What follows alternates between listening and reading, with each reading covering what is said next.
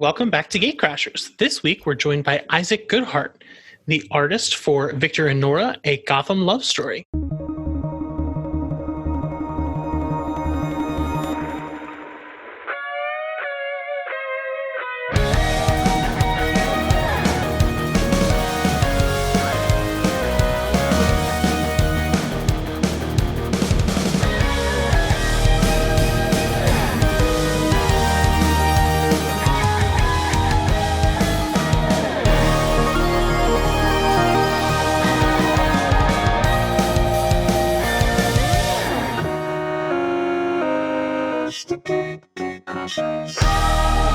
How are you?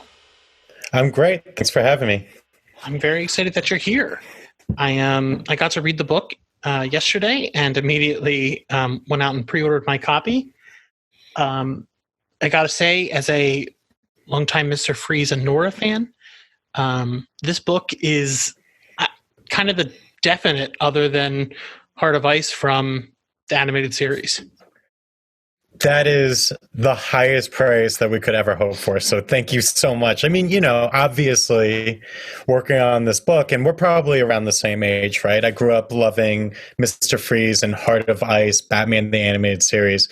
So to get that compliment is very kind. Thank you very much. Yeah, I spent a lot of time talking about Mr. Freeze. So I've just been so pumped for this book, and anyone who even cares about Batman or Mr. Freeze will 100% love this. What were your favorite Mr. Freeze stories? Let's compare notes. So this is going to be kind of controversial. I don't think Mr. Freeze has a definite comic story. I don't think he has anything definitive that will ever match up to Heart of Ice. And the reason for that is I think after the fact of tragedy and learning why he's fighting for what he is, he starts to diminish in returns. So every time you use Mr. Freeze, he becomes more of a villain rather than a tragedy. Very interesting. Okay. What is that's I love a lot of the recent takes on Mr. Freeze, so I'm going to jump around to different media. Tom King and Lee Weeks recently did a Mr. Freeze story, which was more about Bruce Wayne and his double life, and Mr. Freeze was like a supporting character in that. I thought it was excellent. I thought it was great. Go ahead. You know what? Let's talk about that. Did you think in that story Mr. Freeze was used because he is kind of the foil that he is searching for something that Batman just lost? So Batman took his aggression out on him because all he's been doing is searching for his love that he lost. Yeah, it was exactly my interpretation. Yeah. But is your question could he have been a different character? Is that what you're asking? No, do you think the impact of Mr. Freeze in just being in that story and a side character was more impactful if they used someone like the Riddler? Just interesting. Yeah. I never thought about it that way, but let's go down this road. It's if Mr. Freeze is representative of something that Batman, almost like a cautionary tale, right? Because for those who haven't read the book, the Tom King series, spoiler alert, he gets stood up at the altar by Catwoman, and so he loses the love of his life. So the parallel with Mr. Freeze, and the reason why Mr. Freeze had to be the bad guy in that story, or the antagonist in that story, is because Batman saw himself in Freeze. He projected himself in this person and ran the danger of being a villain, right? So that was what he was rectifying in court. I think that's a really interesting interpretation, which is all there. And of course, I didn't think about it then. What do you think? I absolutely that's what I read in the story. I have to be clear. I'm a huge Tom King fan, so. I think it was the only follow-up to what happened. I didn't want to see a story where Batman tries to chase after her, because that's kind of what Mr. Freeze has done his whole life, and look where it's got him. Yeah. Yeah. I mean, that's the best part about the rogues, right? Is that Batman is always only a hair away from being any of these villains. And that's what's so interesting about the dynamic between these bad guys and Batman is that they're all a version of Bruce Wayne Batman, right? So that's what draws people to Mr. Freeze. You know, that's what draws me to the character. And also, I mean, I read, like, full disclosure, I read that series, that story arc, because Lee Weeks is just the greatest artist of our generation, you know? Like, I mean, he's incredible, and I'll follow him no matter where he goes. So he was on that awesome storyline, and I had to pick it up. Yeah. What were your other your definite Mr. Freeze stories? You know, I don't know about definite. I've read a lot growing up, of course, but recently there's been some really good stories. So Nora Freeze got a lot of characterization in the Harley Quinn cartoon on HBO Max, and she was a lot of fun there. And that show is just generally very good. You know, I recommend that to everyone, comic fan or not. I think that show's awesome and really hilarious. She got a lot of characterization in Gotham, the live action TV show, which I think is highly underrated. And I thought that the Mr. Freeze, Nora Freeze stuff was done really well. You know, I'm always looking for Nora Freeze characterization, and so I really appreciate it when she's got, you know, dialogue and a backstory and goals. And so when I see that in media, which was also done with Doug Mahnke, if I'm pronouncing his name right, in Detective Comics recently too. And that was a lot of fun. And that was a much different take than ours, of course. That was Nora Freeze being unfrozen and becoming a villain. So a very interesting take. But ours was our take on Mr. Freeze, because it's a prequel, essentially. We got to do who she was before she was frozen. So that was always the hook. That was always what we wanted to do. Most Nora Freeze stories. And if I'm missing anything, please correct me. And if you're listening, please tweet at me. I'm at Isaac Goodhart. I haven't found a lot of Nora Freeze before she was frozen. I've only found stories where she is the motivation for Victor. So we definitely wanted to do a story where she's as important as Victor, you know, and she gets as much quote unquote screen time as Victor. So that was our pitch, and that's what our story is. And I can confirm that is 100% what you did. So this is the first time we've ever broken. We usually start with a very important question, but I think Mr. Freeze supersedes that to me. So I gotta follow that up with some hard-hitting journalism and ask you, do it. What's your favorite sandwich? Oh my gosh. This is very indeed hard-hitting. 100%, no equivocation, a Reubens sandwich. Hotter the better. The messier the better. That is probably the most unhealthy sandwich that you could possibly get, and it is my favorite. Have you answered this question on your podcast? Me? Yourself? I think a couple people have asked me. I have a sandwich in North Jersey that is named after me because I worked at a deli. I can tell you about it afterwards. I don't want to make my listeners hear that the 1,000th time. It's a chicken cutlet sandwich with some extras. But I do agree on Reubens. There's a really good place in Philly in the Reading Terminal that makes a pretty good one. But I've never gotten to have one. I know there's a place in New York that's like groundbreaking for Reubens. I'm going to have to go there. I'm actually in North Jersey, so you're going to have to tell me what this, where I can get the Dan McMahon sandwich. Yeah, absolutely. Okay, so let's get into your story. And I think everyone who's listening knows one thing about Mr. Freeze. So just how important were ice puns to this story? There's got to be a couple of ice puns in there. I'm pretty sure that there are ice puns. It's so funny. For a lot of people, like a lot of people in my girlfriend's family, for example, when they would ask me what I'm working on, I would tell them about Mr. Freeze. Their points of reference are either Batman 69, the television show, and Batman and Robin, right? Yeah. Batman and Robin is the movie. Yep. And those two Batman TV show movies, they're very pun heavy, and I love them for that reason. I think puns were not at the forefront of our minds for this, but at the same time, the big theme of our story is fire and ice. So Victor has a heart of ice, and the tagline is, can Nora melt his frozen heart? So there's a big old pun in our tagline, which you can see in posters at a comic book store near you. But that was not the biggest thing for us, though. I do love Arnold Schwarzenegger's take on the character. Gotta love him. And you said one of the epitomes of the book is the fire and ice. I noticed in the opening of the story, there's lines about how the memories will end in fire or ice.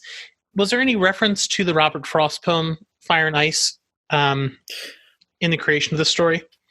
Oh wow, that is a deep cut question for someone much more intelligent than me. Lauren is a brilliant writer, and I would not be surprised if that was very much in the forefront of her mind. There are a lot of references and allusions to other literary works in our book, some overt and some very subtle. And I can tell you that Lauren is a brilliant, well-read writer, so I wouldn't be surprised if that is very much the case. So I'm going to jump ahead here a little bit, but as you said, there are a lot of allusions in this book, and you do make beautiful use of your own art to make allusions to other things. So there's a couple pages throughout the story that allude other styles of artists and art itself. What were your intentions with those pages? Thank you for that question. I love talking about this because this is all very new for me. I'm one of those comic book artists who got into the industry, and my whole thing was, I want to be the best at this kind of thing, this department, right? Which is essentially superhero type stories. After a lot of twists and turns, no one's comic book career goes exactly according to plan. And when I got to DC, there was a new thing called the DCYA line, which was perfect for me at the time because I grew up reading, Brian Michael Bendis comics. I grew up reading Runaway. So this was exactly the place I wanted to be. But, I want to draw very much in my typical style. What Lauren did in the script, and there was no discussion about this beforehand, but she had different styles put in the script. She asked me to draw in a different style. So she asked for an Edward Gorey style and an old cartoon style, I believe. So, and I got the script in chunks. So I got the first third of the script, and I started working on that as Lauren was writing the second two parts of the script, the second two acts. And so in the first act, she asked me to draw in this Edward Gorey style. I believe I'm getting that name right. Listeners can Google to fact check me. And I don't know Edward Gorey. So I had to look him up, and I saw that in my research, I saw that Tim Burton was very heavily inspired by Edward Gorey. So I sort of combined the two styles. So there is a sequence where Victor and Nora, who are both obsessed with death for very different reasons, and you'll see when you read the book why they're obsessed with death and what their different perspectives on death are. And as we were drawing the sequence where they're talking about their favorite ways to die, Lauren wanted to do an Edward Gorey thing, and then I came back with Victor and Nora, and the style that we landed on, or that I landed on to draw this sequence is sort of a combination of both. And so I grew up loving Nightmare Before Christmas and A Corpse Bride, and so I drew with sort of those contours, with those figure and character designs, and then I had the Edward Gorey hatching and cross-hatching rendering. So I love talking about that because that is what made our collaboration, mine and Lauren, so strong, that she could say, I was thinking the sequence would be in this style, and then I could come back to Lauren and say, well, what if we did it in this style? And so she's bringing her background and what she's connected to, and then I'm bringing what I'm connected to and have emotional resonance to, and we're creating this new thing in this new style. So Tim Burton had a very pen and ink watercolor style. Edward Gorey had a very almost crude, which is not to say that it wasn't beautiful and well drawn style. And so we combined it for that scene. And then there's another sequence where there are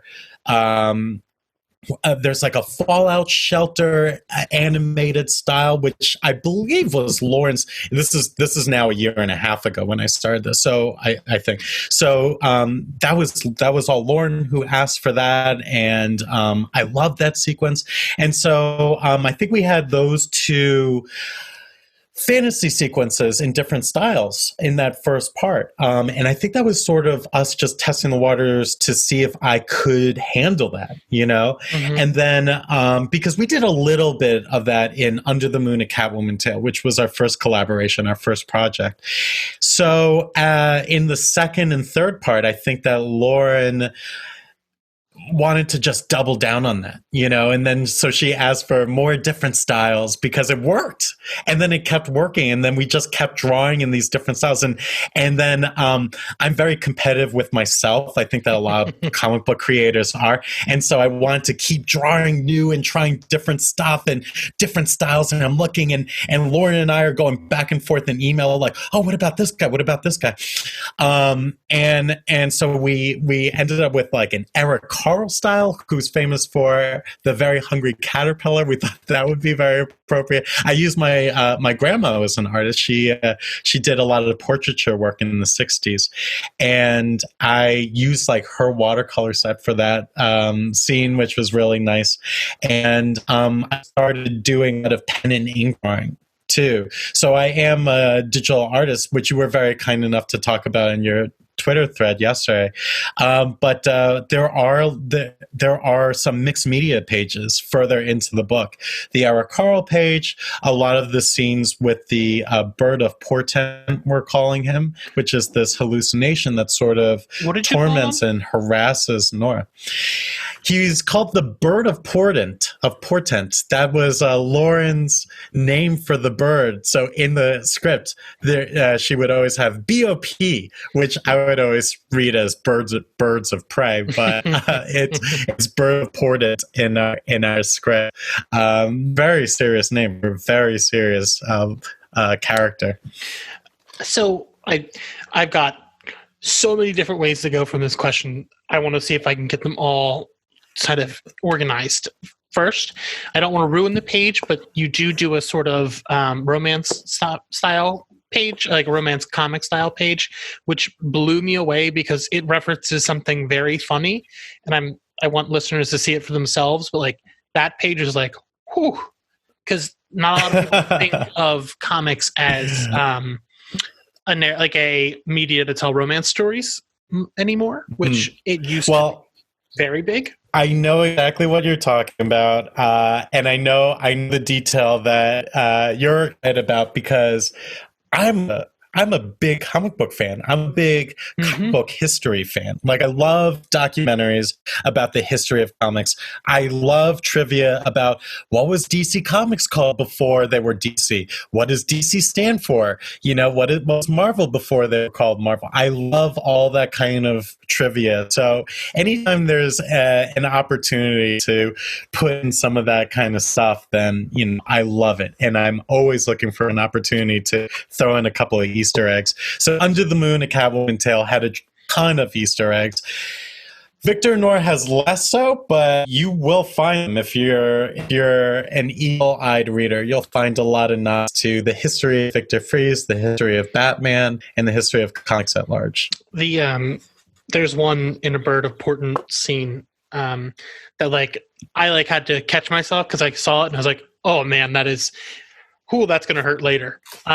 So with doing a young adult style OGN like this with your art, and then doing a more serial style comic with your Aquaman Girls Night Out, what was your approach? How did you approach these two different, I guess, mediums of comic? Like, how did you approach doing a short story like that compared to a fully realized original graphic novel?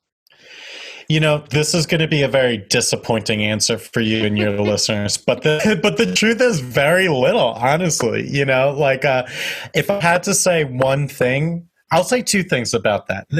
With the young readers line, the young adult line of books, there's a lot less comparison. And I'm just talking about what's going on in my own maniac brain,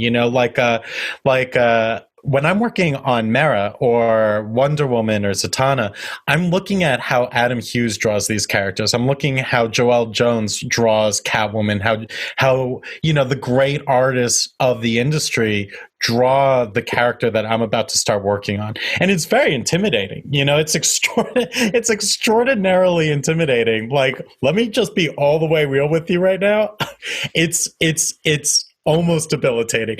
After a while, because you have crushing deadlines, you just have to get it together to get it done on time. But when you do something like Victor and Nora Under the Moon, you get to establish these characters your way, and you have more space to make this personal and to put your own spin on it and not have any influence, because I'm the first guy to draw teenage Victor Fries. I'm the first guy to draw Nora in this depiction, and I can design them in the clothes that I think these characters would wear based on Lauren's very new, very novel approach to these characters, and I can put more of myself into these characters, or I can base Nora more on my girlfriend Danielle.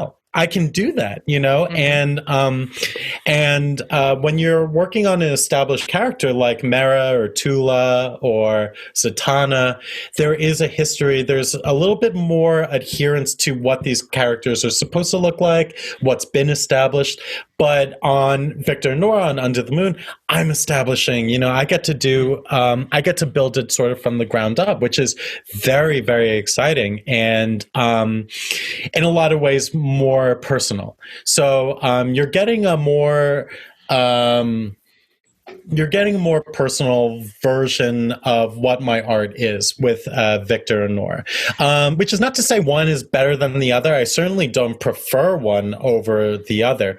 They're very different types of projects. As far as art approach, which I think is more of what you were asking, I just answered a question that you didn't ask, but more to your question specifically. In Victor and Nora, maybe the acting is a little broader. Maybe the expressions are sold a little bigger.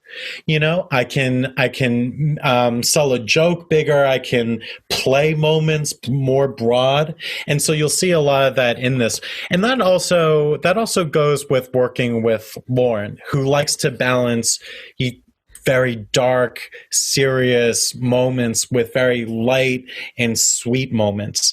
So there is a little bit of a change, but it's not as conscious as you might think. I'm still drawing in a way that feels natural and honest. Yeah. Go ahead. So, no, that answer was 20 times better than I set up the question as, so I'm very excited about that. So with you being able to break the ice on what these characters looked like as teenagers. That is a solid pun. How important are ice puns for you in this interview? Well done, sir. Any chance I get, I rated CBR, and I'm an editor over there, and I was talking to my editor earlier. I was supposed to write a review on this book, but I was like, I'm too close to it. Like no matter if this book was bad or good, I would have given it 100% because I love these characters. But oh my God, hilarious. I was talking to him and I was like, hey, I'll edit this later, but I'm 100% going to put an ice pun in here somewhere. Just a heads up. So,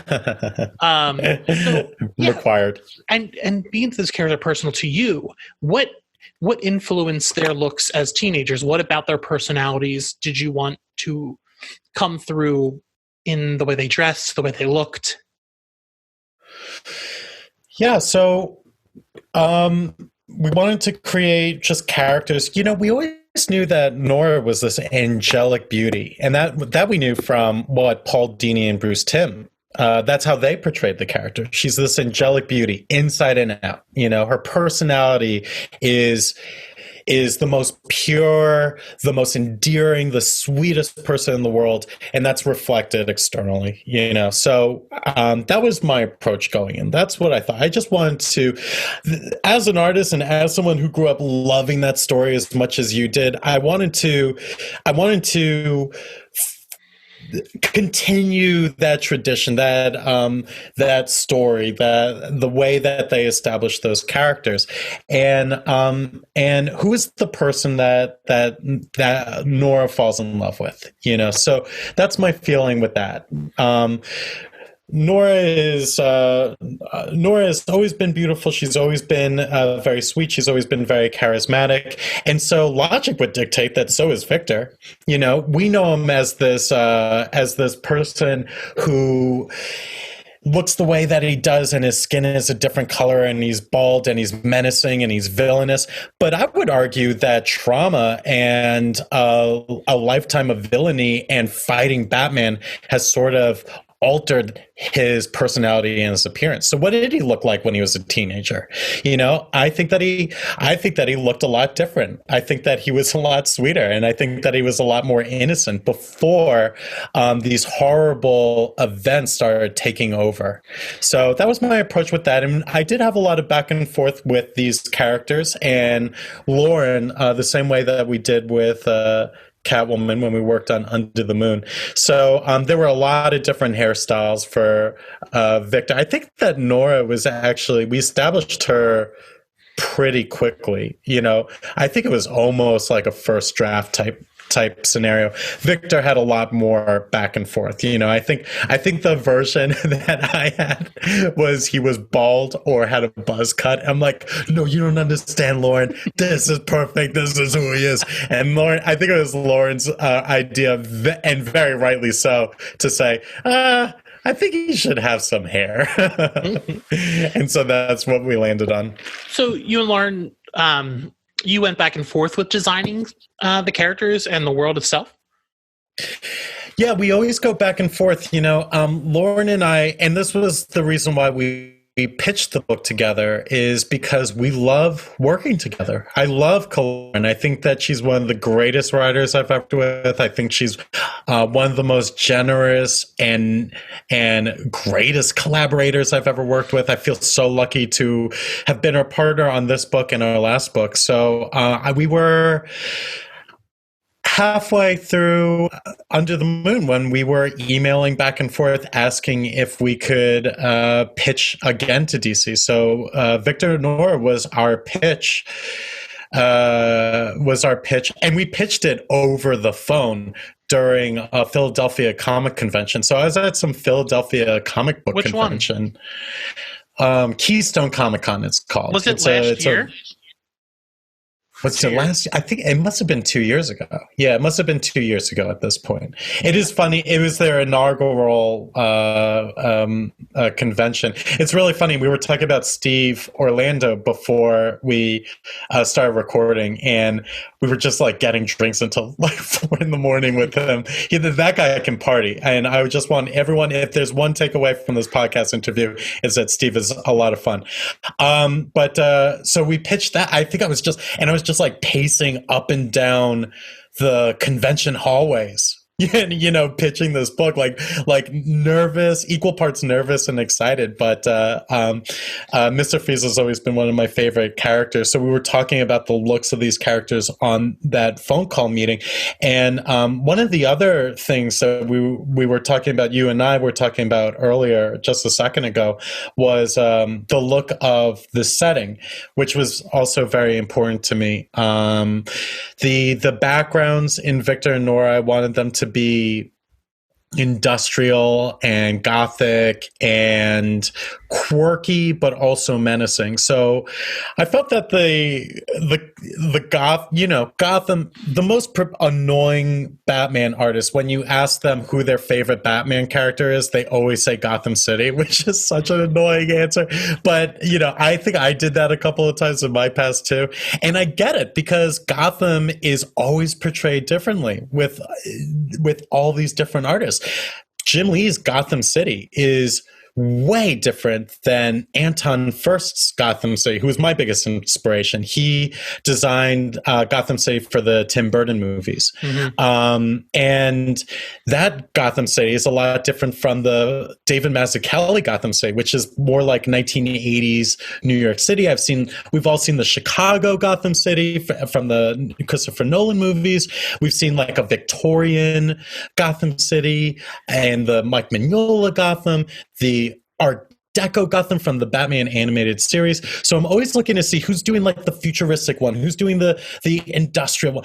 It's so fascinating to see how that city is portrayed, you know? And so that was a lot of thought did go into how we're going to present our version of Gotham City and how that's going to support our story and our love story and these two characters who are nice and loving, and how we're going to use the setting to show that there's impending doom. So we wanted it to look quirky, we wanted it to look fun, and we also wanted it to look a little bit scary. So I know you were talking about Gotham. Have you ever, this is totally off topic, but have you ever had a chance to read Chip Kidd's Batman Death by Design? No, but I am a fan of Chip Kidd. Why? He did a Batman, just like an original graphic novel where he designed everything. That Gotham is, because it's like his design and like all the architecture and stuff. It is something else. Wait, tell me the name of that again. What's the name of this book? Sorry, I'm turning around to look at my bookshelf. It's Batman Death by Design. I was lucky enough to meet him, and he signed it.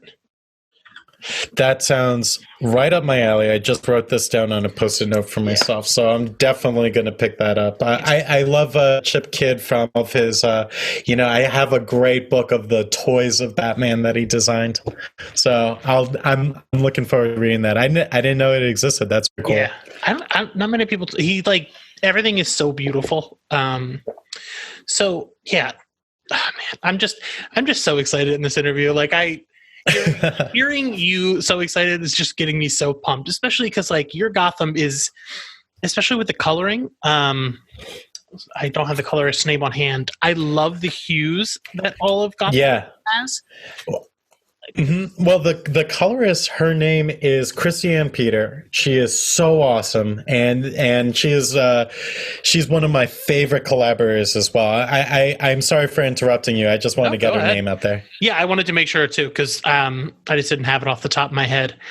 But like this Gotham the whole book has a very unique color to it that I think matches that quirkiness of the book. Like these characters aren't your typical heartthrob leads. Like they're talking about death. They're talking about like these really hard to handle feelings they have, and showing the sensitivity, especially in Victor, is really well done through the art itself. When I don't remember where they're at, but he's like sitting on the curb, like having an episode because he's thinking about the other tragedy that happened in his life. Just things like that. Like, how are you trying to bring humanity to Victor with your art?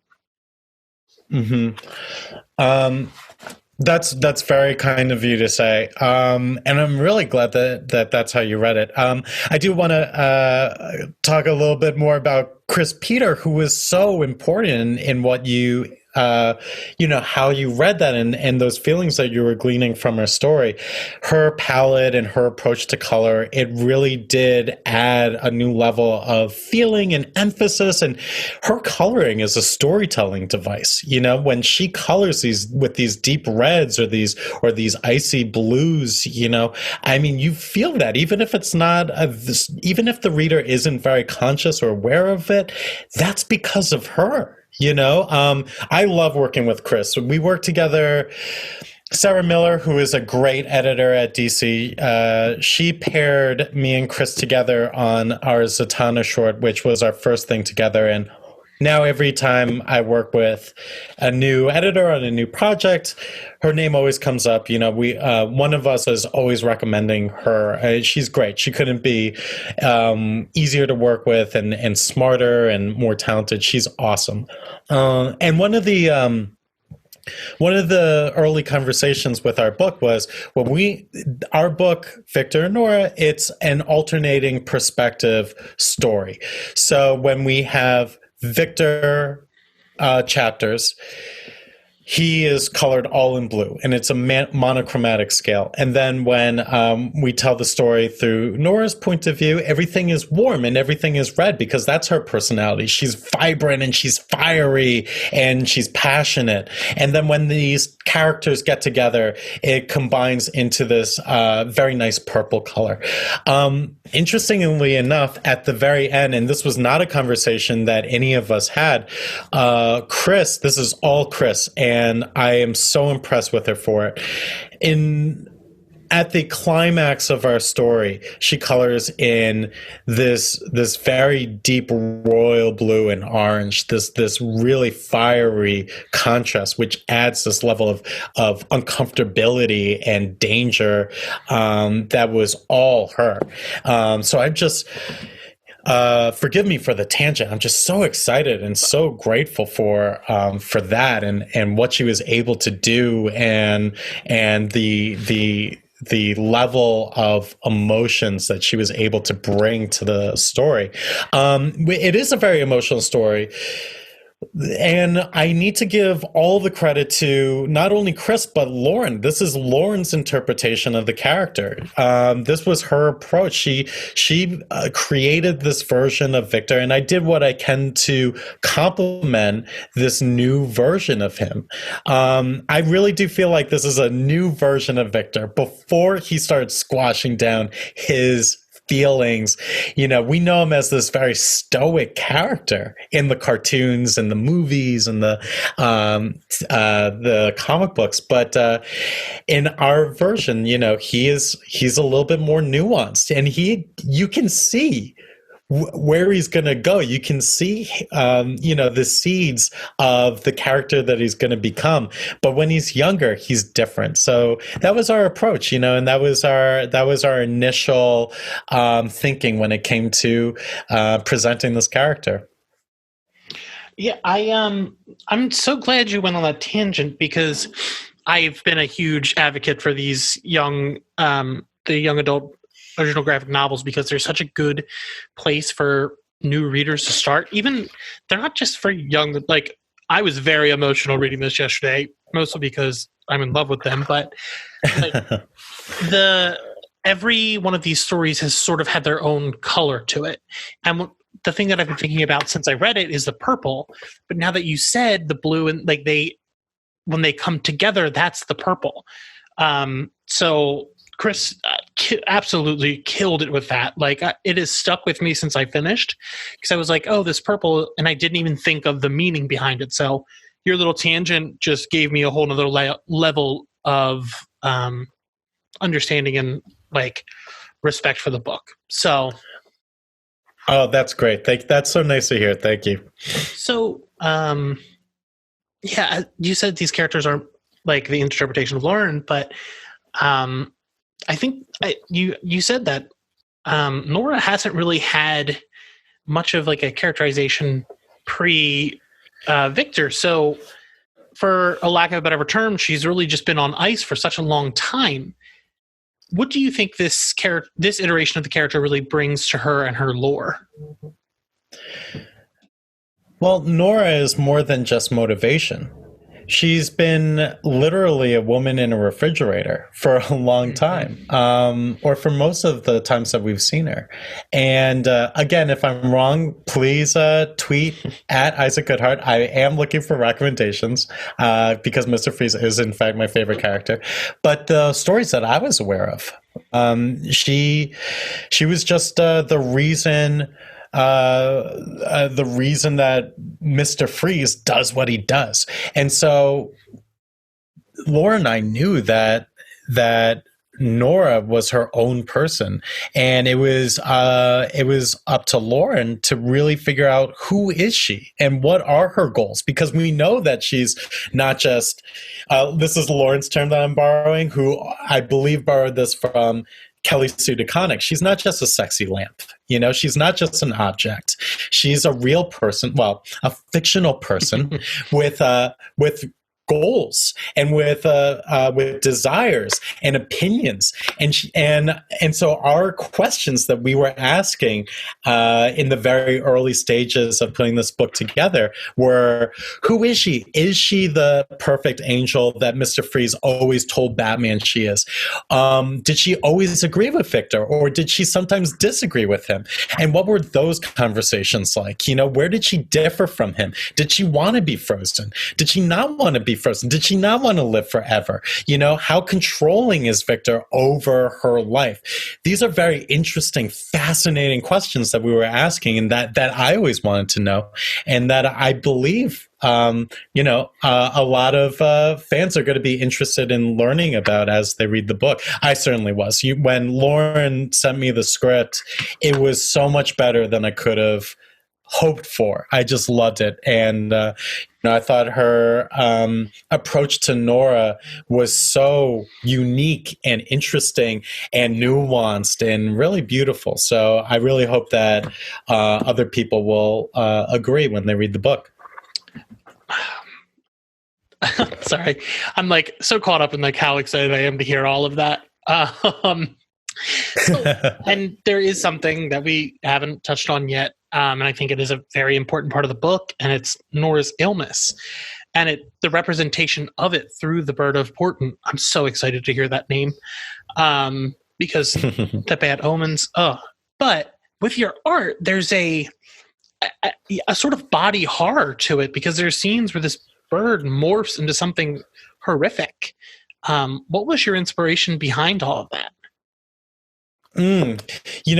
That was, again, I have to throw to Lauren. I would love to take credit for this and go, that was all me. I am an artist and I am a genius. But the truth is, that was Lauren, and thank you for asking that question. But early on in the script, that's the description. Everything that I drew in the early pages, where you see this bird, this hallucination, this physical representation of Nora's illness, that is 100% Lauren's very detailed description. And so, however, I will say that, again, because I worked on this book for 8 months, and I'm constantly trying to make every page better than the page preceding it. The way that the bird is represented really evolves throughout the 180 pages of the story. So when we first see the bird, it looks the way that it does, and you'll have to buy the book and read it to see what I'm talking about. But then towards the end, again, I'm using different materials, and I wanted to make it more as Nora's illness worsens and takes over her capabilities more, the bird becomes more ethereal. And I wanted to show that with big, broad, loose brushstrokes. And so I have a big, fat inking brush, and I'm just slapping down ink on a paper and then scanning it in and using that as sort of a mixed media thing. And I'm hoping that readers will feel that the bird, because I'm inking it the way that I'm inking and we're presenting it the way that we're presenting it, that it feels like it's coming from a different place, that it feels out of place in this comic. And so when you last see the bird, the last appearance of it, not in the climax, but when Nora has her most severe episode with Victor, it's scary and it's a monster. And I drew that with all different materials. I think there's like some pastel and whiteout and an acrylic paint. We were just trying everything, just throwing everything. I like took a toothbrush and I put ink on a toothbrush and I'm like flicking it on the page, and that's where you get a lot of the messy dots and spatters on there. So that was the inspiration, is just to make it as weird and disturbing as we could. You know, we wanted it to feel scary because that's how Nora feels. So how do we show that she's scared? And I just want to throw everything at the wall and make it as uncomfortable and weird, which I felt when I was drawing it. You know, I don't use these materials. So I'm hoping that that feeling and that approach will translate to readers. I hope so too, because the whole page is breathtaking, but it's also very scary because it's a representation of this illness and what she's going through, and it sucks because it's young love being oof. So instead of ending on such a downer, we have another question we always ask. If you had a Rube Goldberg machine, what would it do? Oh my God. That's right. I forgot all about this question. I suppose if I had one, I saw like a Looney Tunes cartoon where some character is just going through and it's like dressing the character and brushing its teeth and getting it ready for the day. I am such a slow riser. Please give me one of those machines to just get me ready for the day. Alarm, and then the bed tilts me off of it and I go down a slide and these robot hands just dress me and brush my teeth and put me together. And by the time I land on the first floor, I'm ready for the day. If we could have that, if we could get the best engineers and get the guys who do all those OK Go music videos to create that for me, then I feel like the world would be a better place. Well, Isaac, it was nice to have you. Bravo, sir. Well done. You're welcome. So do you have any projects coming up that you wanted to plug, or you probably... I do have new projects. Some are already drawn and all are yet to be announced. Okay. But if you like Victor and Nora, if you liked Under the Moon, A Catwoman Tale, there are a couple of very cool announcements that are coming very soon. So stay tuned. I'm Isaac Goodhart on Instagram. That's where I'm most active. And I'm also at Isaac Goodhart on Twitter, and I'm less active on there, but I always read everything and I try to respond to everyone. So when those projects get announced, that's where I'll be posting about them. And I'm really, really looking forward to the new stuff. It's going to be really cool. Awesome. I'm very excited as well. So, you know where to find us on Twitter at GateCrashersPod, on Instagram as GateCrashersPod, and we'll see you soon.